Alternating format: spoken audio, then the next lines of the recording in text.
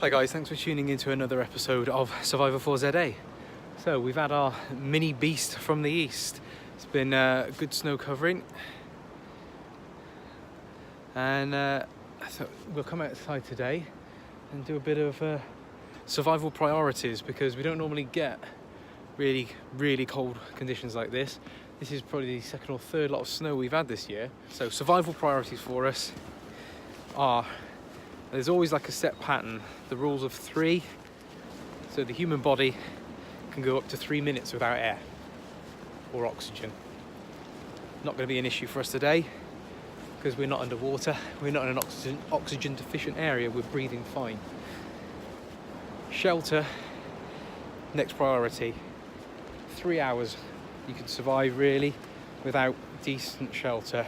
Again, depending on the climate, the conditions you're in, if you're in ridiculously hot conditions, then you're going to want shelter to get out of the sun, get some relief out of the heat. Conditions like what we've got now today is a cold wind cutting through, snow on the ground, it's cold. I've only been outside for a little bit today and I'm still already feeling it now. So shelter, next priority. 3 hours without shelter. 3 minutes without oxygen, 3 hours without shelter. Then you can go up to 3 days without water and 3 weeks without food if you have to. Okay, it's not ideal. So now if you're building a survival shelter, and again, I've never claimed to be an expert at it, I'm only going on what I've read and watched and stuff that I've just played around with. Gotta look above you. Gotta look for those widow makers. Okay, as you can probably already see, I'm not sure how easy it's picking up on the camera, that there are dead looking branches hanging off some of these really tall trees. So there's a possibility for some of this stuff to come down on you if you're not careful. I mean, long dead trees, lots of problems there. So always look above you, don't set up shelter where you could have something come down on top of you. So where I am now would not be ideal.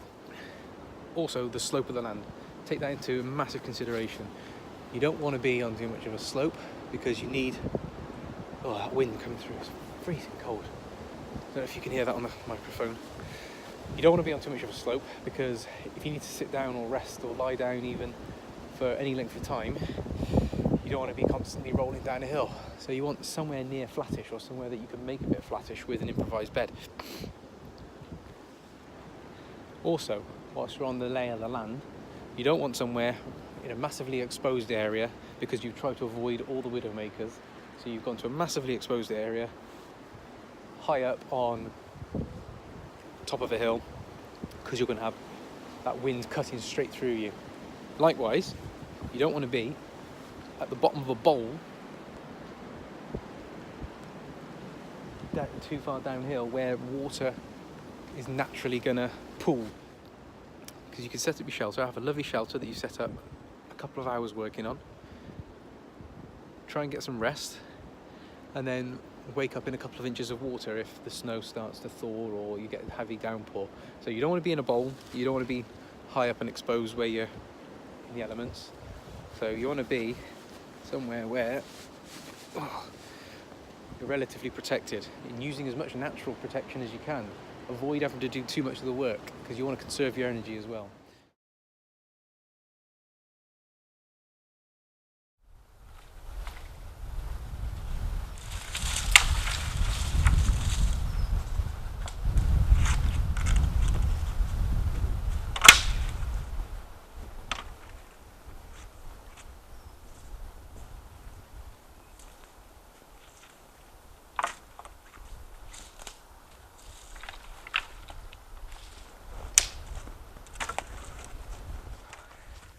So guys, I've collected quite a bit of the dead standing wood now to use as my building material. I think I might need some more, but I'm going to make a start now. Make a start now, see how we get on. If I need to collect some more afterwards, then we'll go for it. Got these new gloves. Don't know if you can show very well on the camera there. Some tactical gloves off the internet. So rather than using gardening gloves, they're only cheap. They're only like £15, but a bit more bushcrafty, aren't they? Right, so behind me is some birch, solid birch. I've already hung my bag and my kit up there on the camera bag. So I've got quite a long pole, a ridgepole hang.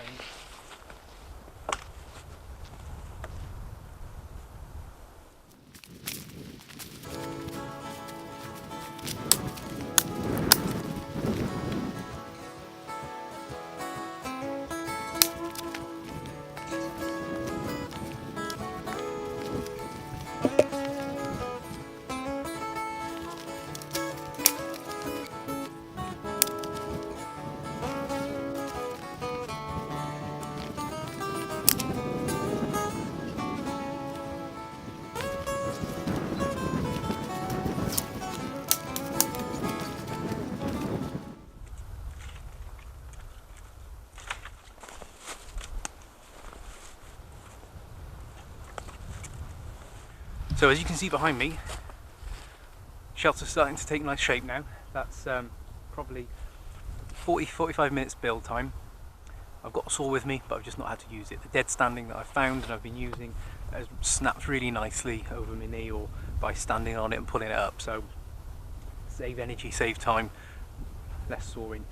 The advice I would give is to try and get as straighter sticks and branches as you can. The straighter it is, the easier it is for the build. But as you can see now, I've put a couple of layers on in places, and although it's not watertight, it's actually starting to take shape, and I could continue to thatch that for a little while longer to try and fill as many of those gaps as possible.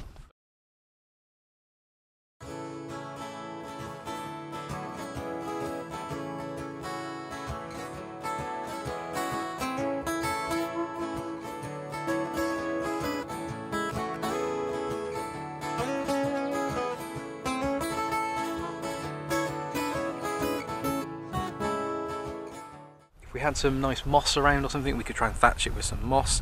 Otherwise I could try and use some of the duff off the forest floor, try and use some of that to cover some of the gaps. So I might have a go with that now just for a bit, just to see how we get on, because there's plenty of duff around underneath the snow. If I clear the snow, gather up some of the rotting leaves and just try and thatch it a little bit better, see what it ends up looking like. So bearing in mind, guys, your survival priorities, yeah, is shelter. You need shelter, you need to get out of the elements first. Then what I would do now as my second priority would be to build fire. I'm going to need some heat to keep me warm out in these cold conditions. It will get cold at night. It's cold now during the day. I mean, I've got 4 layers on, plus a jacket, plus a hat, plus new Bushcraft gloves.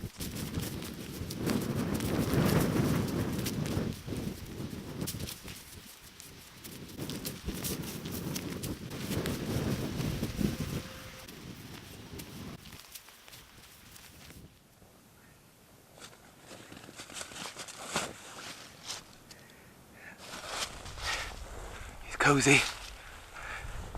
Don't want it too big, because you don't want too big an area to have to heat up. So this is going to work out just right. Nice small area. What I probably have to do is, looking at it now, is I could do with probably bringing a few more sticks to bring this further forward, and then I want to try and find some evergreen stuff, some to sort of put down as a base. Otherwise, if not, I could put tarp down, just something to keep me off the cold, damp floor, because that's going to just induce hypothermia ridiculously quickly. If I can get a woolen blanket or something on the floor, 1 blanket underneath you is better than 2 on top of you in the cold regarding hypothermia. So just something in here to get me off the forest floor. But that is really nice little cozy shelter.